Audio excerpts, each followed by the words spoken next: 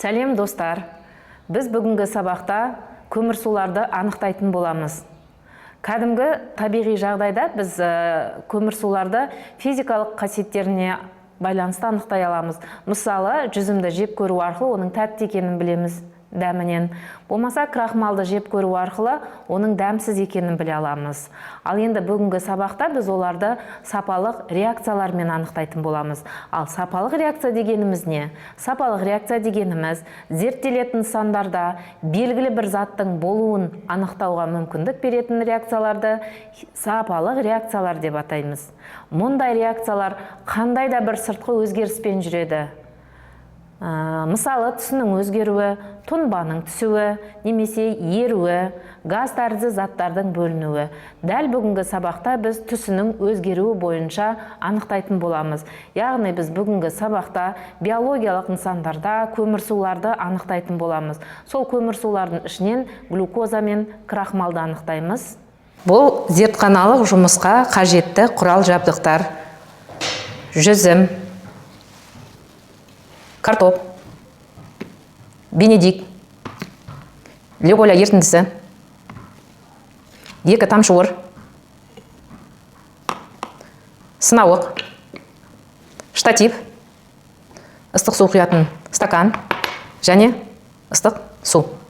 Ал енді бірінші жұмысымызды бастаймыз. Ол бірінші жұмыста глюкозаны анықтаймыз. Ол үшін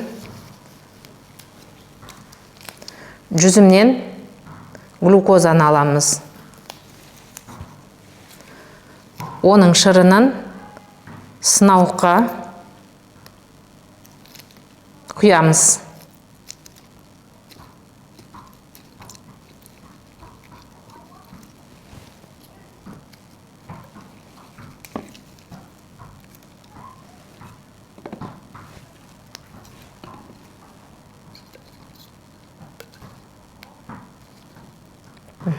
Жүзім шырынын алдық. Осы жүзім шырынына бенедикт құямыз. 2 мл бенедикт құямыз. Түсі міне көк түсті болды.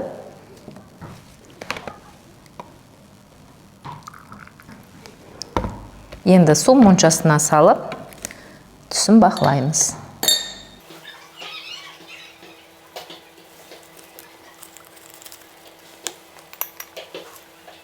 Мінекей нәтижеміз қызғылт сары немесе қызыл кірпіш түсті тұнба түзілді. Ал енді екінші жұмысымызды бастаймыз. Екінші жұмыста крахмалды анықтаймыз. Ол үшін картопты бөліп аламыз және оған гликоля ерітіндісін тамызамыз.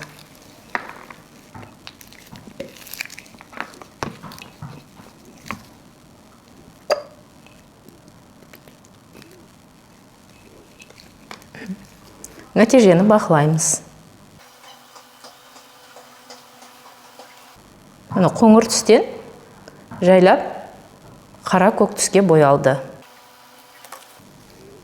Енді біз осы практикалық жұмысқа болжам жасап көрейік. Егер органикалық заттарға әртүрлі тестілермен әсер ететін болсақ, онда түс өзгерісі қалай, өзгеріс арқылы қандай органикалық зат бар екенін білуіміз мүмкін.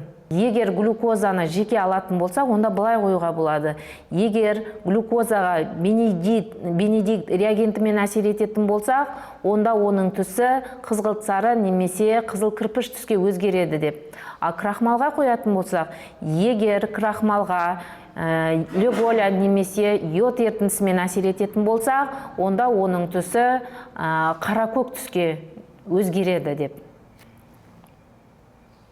Енді біз жұмыстағы айнымалыларды анықтап алайық. Бұл жерде тәуелсіз айнымалы концентрация болады, тәуелді айнымалы түс өзгерісі болады, бақыланатын айнымалы көлемі болады.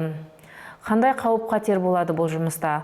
Қауіп-қатер, мысалы, мыс сульфатын қолдану, қауіптілік деңгейі орташа, қауіп-қатерді төмендету шаралары, қорғаныс көзілдірігін, халат және зертханалық қолғап кию.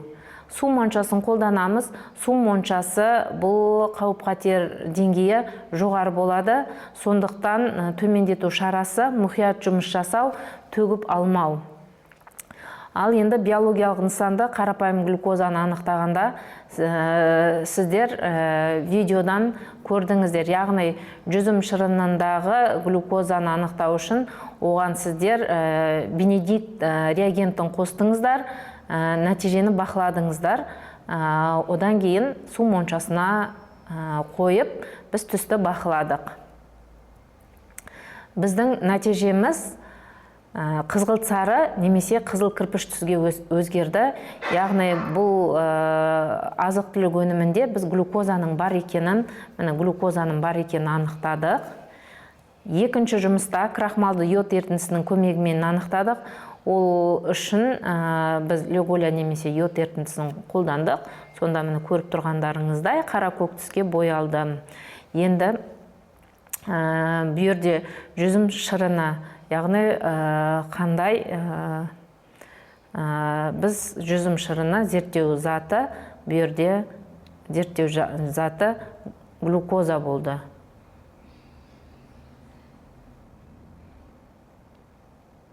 Бұл жерде зерттеу заты глюкоза болды. Тәжірибе кезеңдерінде біз 2 мл глюкозаға 2 мл глюкозаға біз бенедикт қостық. И 80 градусқа дейінгі су моншасында қыздырдық. Алынған ерітіндінің түсі қызғылт сары.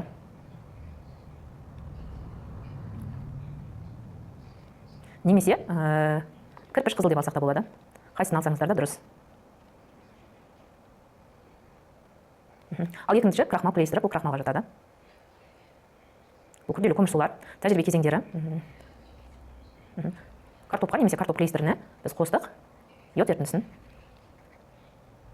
Немесе леголя ерітіндісін қосуға болады. Алынған нәтижесі қара көк.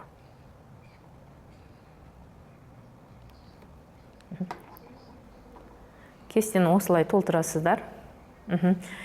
Енді біз нәтиже бойынша түстерді бақыладық. Енді не себепті ондай түстерге өзгерді, соны түсіндіріп өтейін. Бұл жерде глюкоза ерітіндісіне бенедикт ерітіндісін қосып 80 градуста қыздырған кезде ерітінді қызыл сары түске боялды. Себебі 2 валентті купрум ионы 1 валентті купрум ионына дейін тотықсызданды.